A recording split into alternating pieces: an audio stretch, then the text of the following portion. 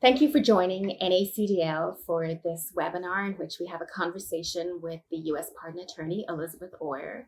Ms. Oyer has been in her position for a little more than 2 months. She came to the position following a decade as a senior attorney with the Federal Defender Office in Maryland. Prior to that, she was a partner at the Washington office of Merritt Brown. She's a graduate of Georgetown University, Harvard Law School, and she also clerked at the 11th Circuit. Welcome, Ms. Oyer.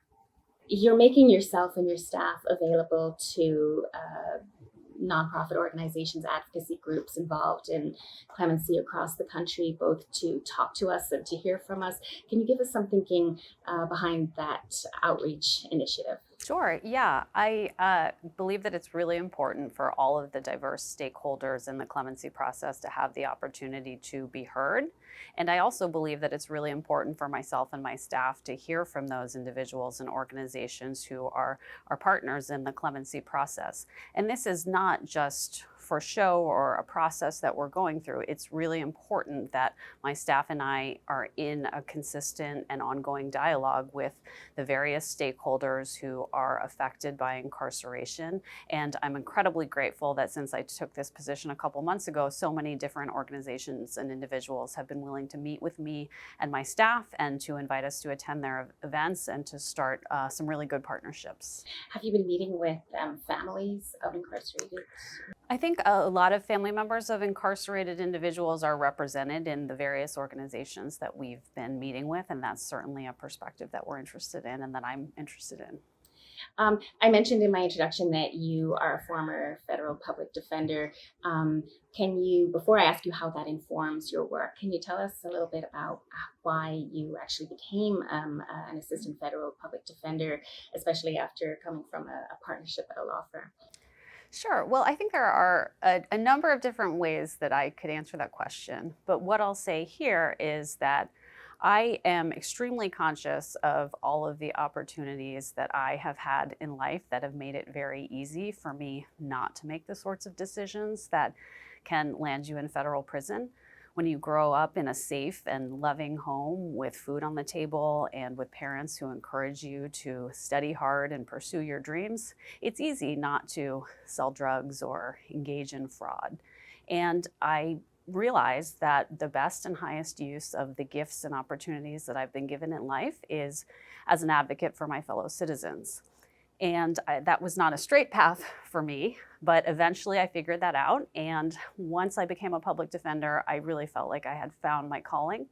I felt like going to work every day, I was filling a real need. And I feel the same way about my current position. And so tell us how your work as a federal public defender informs your work as a pardon attorney now. Sure. Well, I think that one of the biggest privileges, maybe the biggest privilege for me of being a public defender is the really intimate window that it offered me into the lives of my clients and their families. And counseling a person and their family through what is very often the lowest point in their life is a really personal and intense experience. And that's the experience that you take with you as a public defender.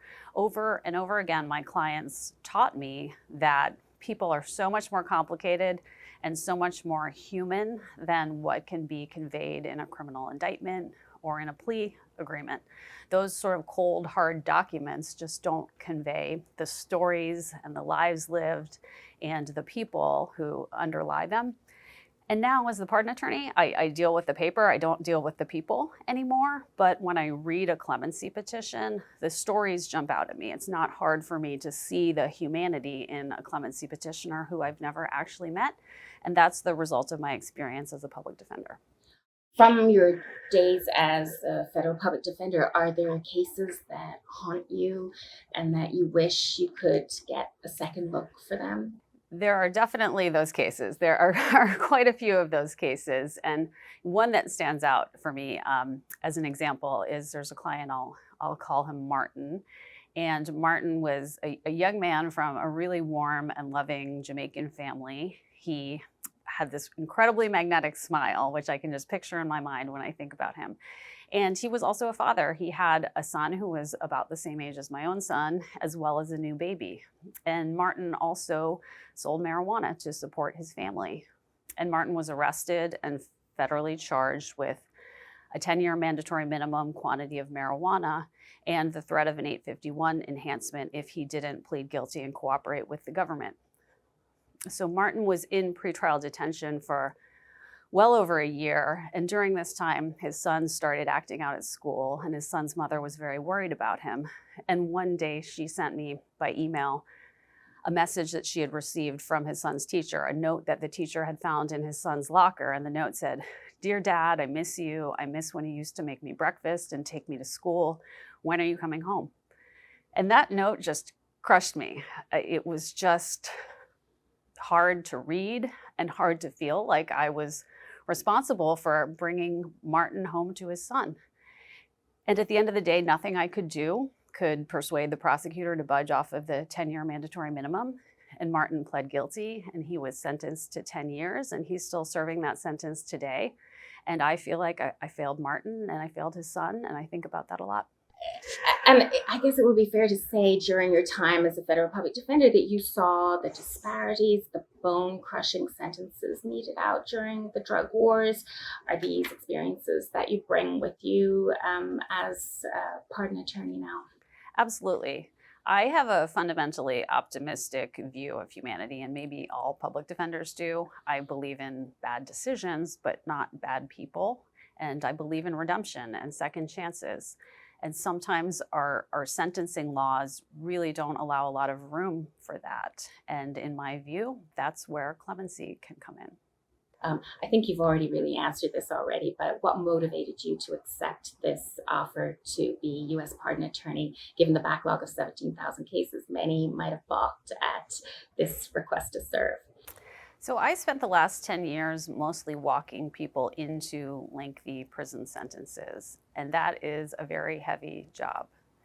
And so I was completely in awe of this incredible power that the president has to, with the stroke of a pen, correct an injustice and offer a second chance.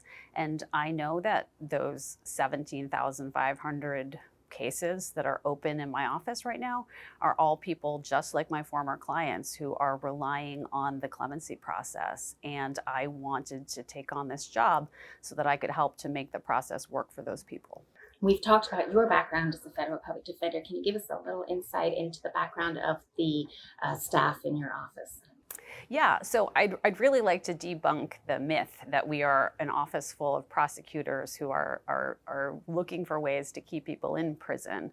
My staff is a diverse group of attorneys with different professional backgrounds. Many of them have never been in criminal law before joining the office of the pardon attorney. And they're all compassionate, empathetic people. They're all smart and skilled people, and they're all really dedicated to carrying out the mission of the office. And what's it like walking into the Department of Justice as a former federal public defender? It's actually really exciting. I think it's a really unique and wonderful opportunity to bring a new perspective to that organization. And I am really planning to take advantage of that opportunity. I hope to do everything that I can to leave my mark on the institution and to be a voice for the public defender perspective within the Department of Justice.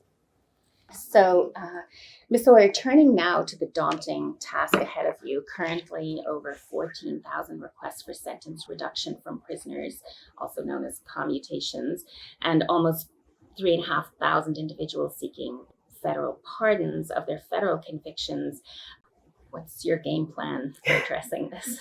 So one big part of my goal and one big part of my job is to advocate for more resources for the office. As you know, we have a very large caseload and we also have a very small staff. And I am spending a lot of time trying to advocate for resources so that we can staff the office in a way that reflects the increase in the volume of clemency cases that we see currently. But the other piece of it is figuring out how to do more with the resources that we have. And that's a work in progress. And that's something that I hope to be able to report back on with more detail soon. But I feel like that is off to a very good start. And we've got a very good group of people in place who are committed to doing everything that we can to make this process work well. We've heard suggestions from the Biden administration that the president is going to focus on certain categories of individuals that are especially deserving of clemency. In particular, we've heard mention of addressing racial disparities within the Bureau of Prison system. What are your office's priorities in terms of approaching this backlog of cases? So let me make clear that the Office of the Pardon Attorney is not the ultimate decision maker on clemency or even what the clemency priorities are, but we do make a recommendation, and the recommendation that we make is an important part of the process. And our recommendations are based on a wide variety of factors. Systemic racial disparities are absolutely a factor that we take into consideration in making our recommendations on clemency. To be clear, we don't look at the race of individual clemency petitioners. That's not a piece of information that we ask for in our clemency petition or that we solicit.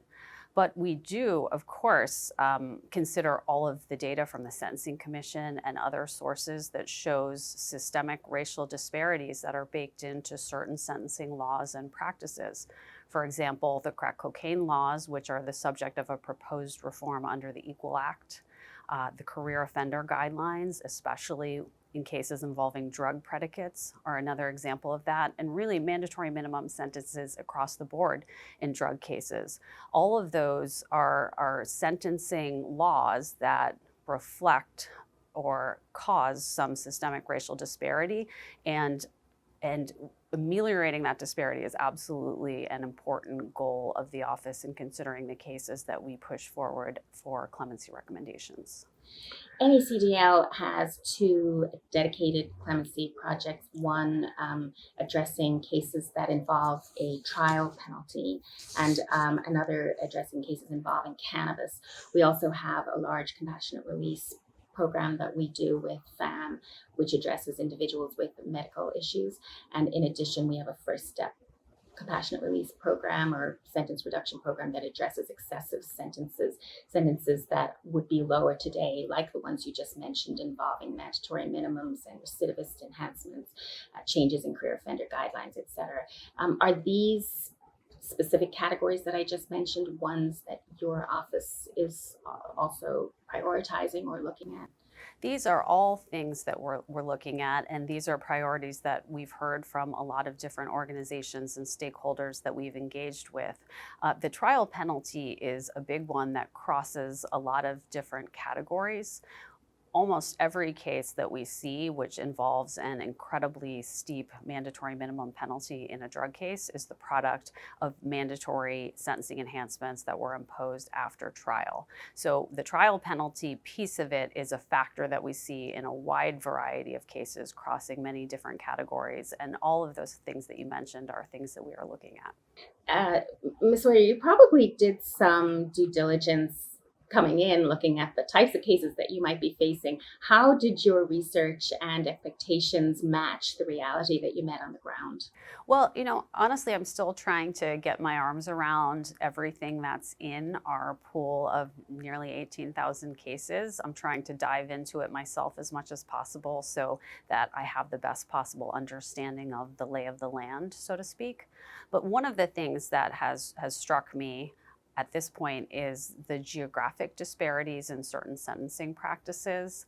There are sentences resulting from multiple 851 enhancements and stacking 924Cs that are the sort of thing that I very rarely saw practicing in the District of Maryland, but those types of practices are or have been widely used in other parts of the country. So that sort of disparity between different districts is something that has really struck me. Some cases have been sitting there for years. Are you reaching out to get updated information? And if so, who are you reaching out to? Are you reaching out directly to prisoners themselves or their families? So you're absolutely right that we have a lot of cases that have been pending for a long time, and the delay is a big problem, and it's something that we're working very hard to address. The information does grow stale as time passes, and we do collect updated records from sources like the Bureau of Prisons, but to a large extent, we rely on petitioners and their counsel, if they have counsel, to update us on things that we might need to know that are not reflected in the BOP records. And we really appreciate those sorts of updates from petitioners and their advocates. Just for purposes of this recording, how can people provide this information to you? So we are happy to receive supplements to clemency petitions. Petitioners who've been waiting for an answer do not need to file a new petition. They can send us a letter providing updated information, and that can be sent through a family member, through an attorney, or directly to us. We hear from pro se petitioners all the time, and that's absolutely appropriate and helpful to receive that sort of supplemental additional information. And I think it's probably worth adding here that the preferred form of communication is simply by email. So it's relatively easy for somebody on the outside to send this to you. That's right. That's right. But we also get a lot of handwritten hard copy mail, and we have a couple employees whose full-time job it is to make sure that nothing falls through the cracks in our mail. So we look at the handwritten hard copy letters just as carefully as the emailed documents. What can the defense bar do to help you with this mammoth task? How can we, and I would follow on to that, how can we be most effective in advocating for our clients before you? So we really appreciate all of the work that organizations like NACDL have done to connect petitioners with pro bono attorneys and to help with the filing of clemency petitions in many meritorious cases. What we need from attorneys who are representing petitioners is not really that different from what we need from a pro se petitioner. It's helpful if you spot issues for us. If there's an issue of sentencing disparity and you spot that issue and highlight it in the petition, that's helpful. It's helpful if you give us a release plan. That's one thing that our petition doesn't specifically ask for. And if you can explain what would be the proposed release plan, that's helpful. It's helpful if you can give us letters of support from family members or community members or others who would be in a position to assist with reentry. What we don't need is really lengthy legal explanations or background. All of the attorneys in the office who are reviewing these petitions are very up to date and up to speed on developments with the sentencing guidelines and with sentencing laws and with case law from different circuits. And so that sort of information, it's helpful if you highlight the legal issue, but we really don't need detailed or extensive briefing like you might submit to a court. You have 2.5 years left in the current administration and the backlog of 17,000 cases. Has your experience so far given you any insight or thought about the best mechanism for addressing that huge need at the federal level? So clemency is one tool. And currently, in many cases, clemency is really the only available avenue of relief from a sentence. But we need to focus on adding more tools to the toolkit, and Congress and the courts have a very big role to play on this. Retroactive sentencing reforms, second look legislation, all of those things would be very helpful in advancing those objectives. Ms. Oyer, thank you so much for coming here today. Thank you for Best of having luck. me.